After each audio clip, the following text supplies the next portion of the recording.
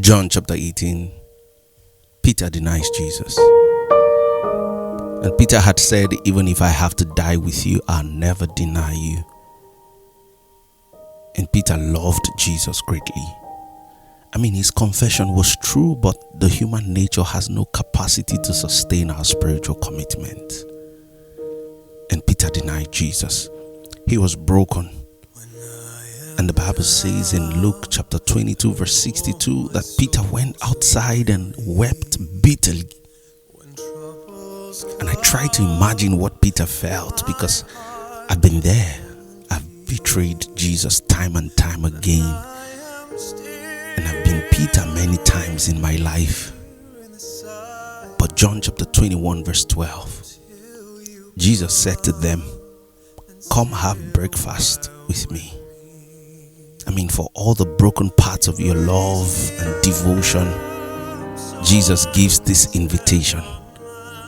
Come sit with me. Come have breakfast with me. Sit with me, let me feed you. And this will heal your heart, align your mind, satisfy your soul. Let me revive you again. Let me feed you. Because you and I are perpetual recipients of God. And so they were invited to dine at his table and to receive of his bread. A meal that nourishes your soul, that ventilates your spirit. He installs the nutrients necessary for his nature in you. He feeds us to nurture his nature in us. And it's almost as if God puts the ability to eat in the human nature so that he can use that same ability in us to feed us spiritually. And so he pre-planned our understanding of him as bread unto us and drink unto us. We eat of him in his word, we drink of him in worship, and we're satisfied by him in his abiding presence within us. Jesus says, will you receive me as your life supply? Because he who drinks of me will never thirst again, and he who eats of me will never hunger again.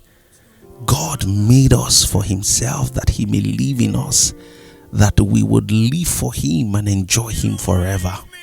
And sin is what we do when we are not satisfied by God, when we apply our hearts to the things that are beyond the boundaries of God's supplies.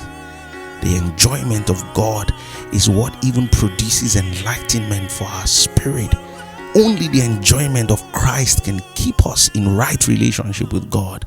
Satan is trying to keep you from being satisfied, because an unsatisfied heart is the factory of idols. Haste may lead to waste. Rush will always be wrong. And Jesus says, let me feed you. Come, have breakfast with me. Give me what you have, your time. Because it's almost as though time is the tuition fee in the school of the Spirit. And God is asking for what you have. Give me your time. And as you fully enjoy the Lord, your life will move in such accuracy.